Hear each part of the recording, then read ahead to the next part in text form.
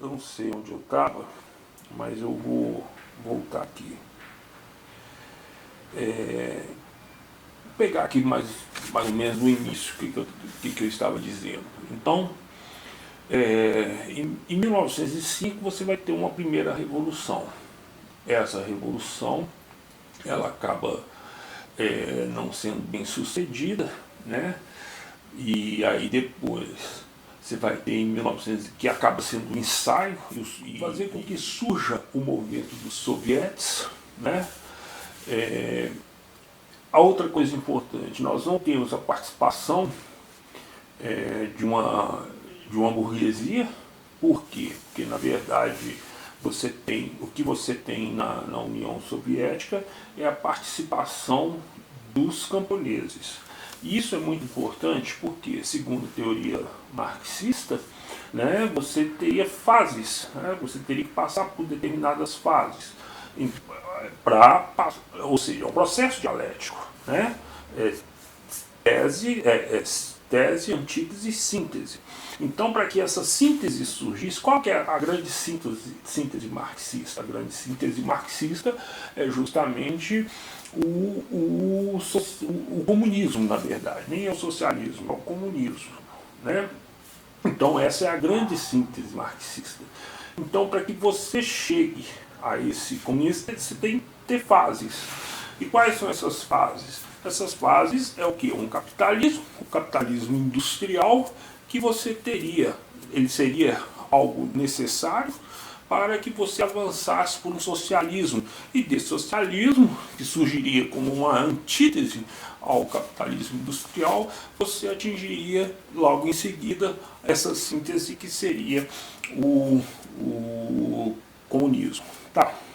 Bom, e por que isso é importante eu estar falando aqui? Porque muitos vão dizer que como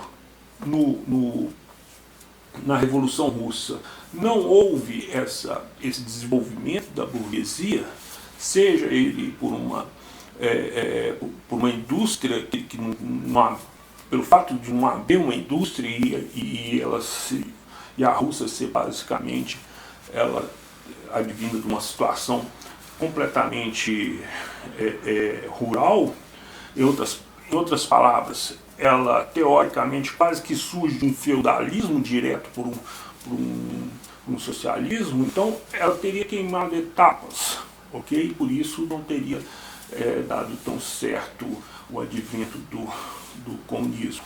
Isso é muito do socialismo, isso é muito importante tá sendo enfatizado, ok? Aí eu vou colocar aqui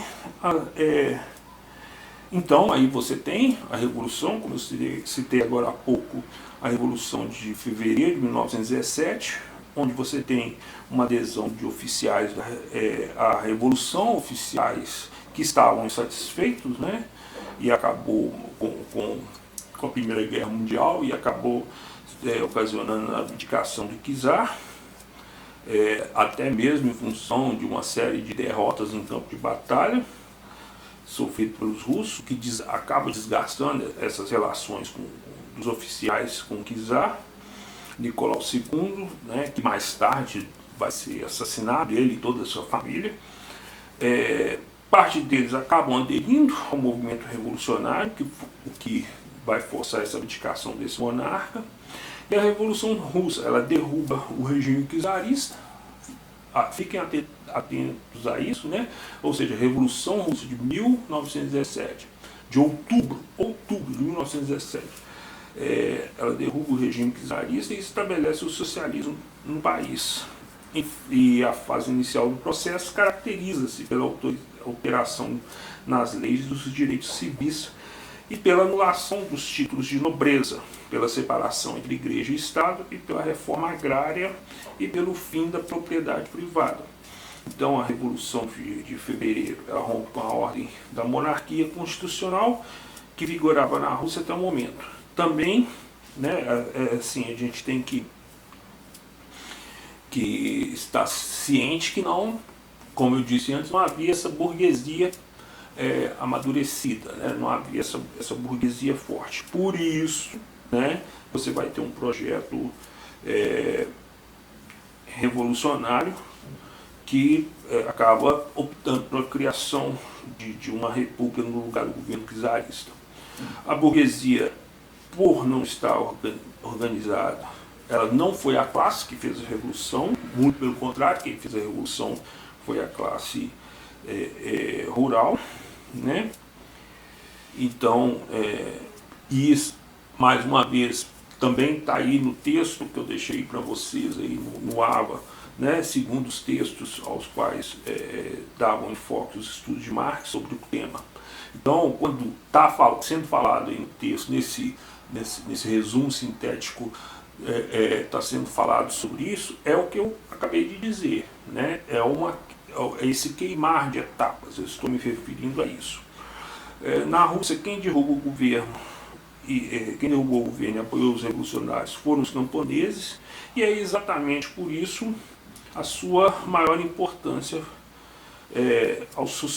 foi suscitar o aparecimento dos sovietes e demonstrar o peso decisivo do problema agrário e revelar a fraqueza da burguesia. A vitória da Revolução de Outubro de 1917 não garantiu a estabilidade política, tá? Na Rússia, que se viu tomada por uma guerra civil travada entre o exército liderado por Trotsky contra as forças armadas patrocinadas por nobres e burgueses. Após a Revolução de Outubro e o fim da Primeira Guerra, a Rússia passa a ser a preocupação das potências europeias que apoiam o exército branco, criado por nobres e burgueses que se opunham à Revolução. Apesar de tudo, o exército vermelho, liderado por Trotsky, vence o inimigo. E aí, lembrando que os três nomes, né, principais da Revolução Russa seria Lenin, Stalin e Trotsky, sendo que há uma disputa entre Stalin e Lenin, entre Stalin e Trotsky. Trotsky acaba tomando o poder, Stalin acaba tomando o poder, Trotsky é forçado a fugir do país, ele vai para o México. No México ele acaba tendo acaba se tornando amante da pintora Frida Kahlo, e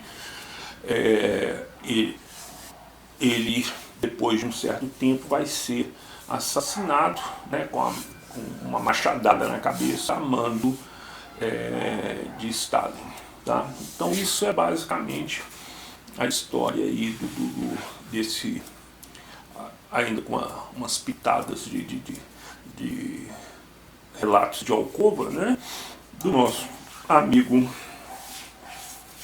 Trotsky, tá? Vale a pena ter um filme que conta mais ou menos essa história, que é um filme que conta a vida de Frida Kahlo. É um filme interessante de ser assistido, mas é isso aí. Hoje, né, quem quer saber um pouco, né, de quem se aproxima bastante dessa política trotskista, desse pensamento trotskista, é justamente aquele partido, né, o PCO.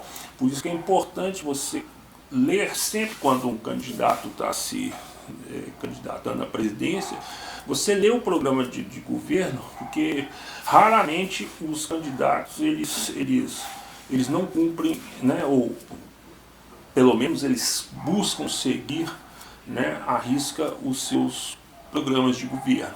Então, né, um dos programas de governo que de repente vale a pena, porque eu vejo muitas críticas, inclusive na internet, né, falando que o PCO ele seria um partido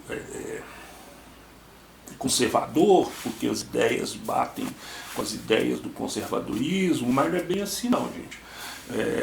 Isso vem por causa de uma linha